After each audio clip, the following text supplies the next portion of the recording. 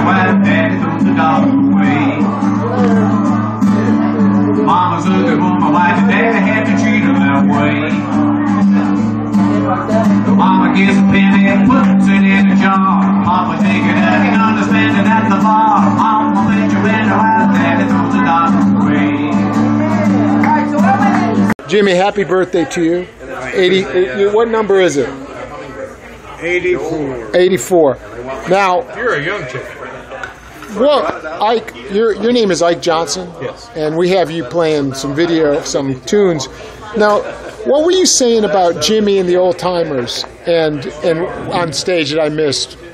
Well, here's the problem we face today in this country, among many. And I'm not going to get political on everybody, but what everybody conceives of as country music on the radio, and they judge it, is not country. I completely reject that notion.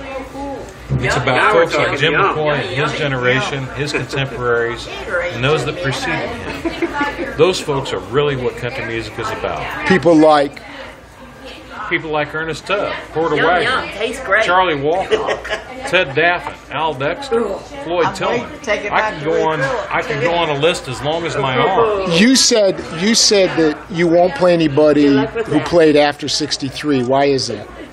Because right about 1963, RCA Studios kind of led the charge on this with what they called the Nashville Sound.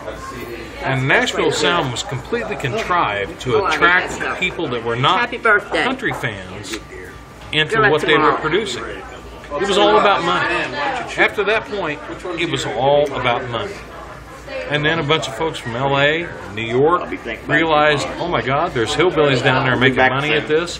We're going to come down and contaminate this, and we're going to figure out how we can make this marketable to the 18 to 25-year-old female demographic that still reigns supreme today. Before that point, it had been a bunch of hillbillies, people like Jim from the mountains of West Virginia, people like myself who are from the upper Ozarks of Missouri.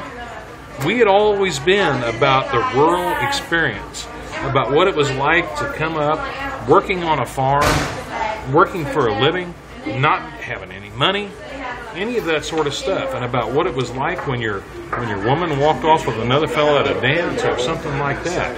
It was all about what was in the heart. It was what was true and what was real. But it became very commercialized after 1963. And I'm not going to point fingers at names or anything like that. But the fact of the matter is, that was the direction country music went. They wanted to make money as opposed to represent what was genuinely in the heart. Jimmy, just real quick, I won't take too much of your time, but do you agree with what Ike was saying about commercialism overtaking the true country music? I agree with everything. That's the way it's happened. And I'll go back a little farther than Ike. From 1947, when you had guys like Jimmy Rogers and Eddie Ronald, those people that made country music, the Carter family, for instance. You know, they're the people.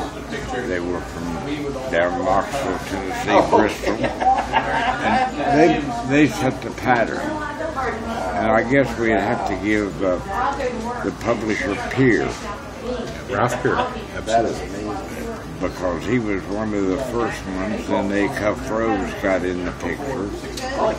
But I think you go back to the earlier years, like Ike said, up till '63, it was songs written about people's life that meant something.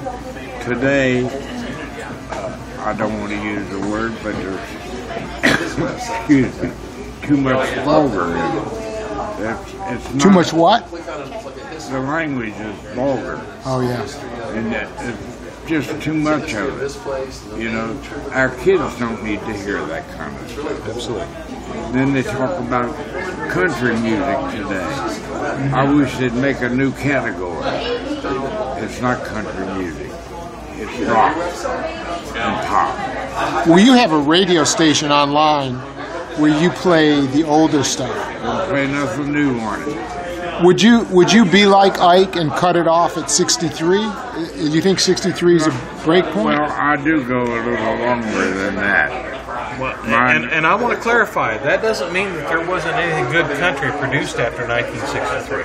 That's the personal barrier that I put for myself.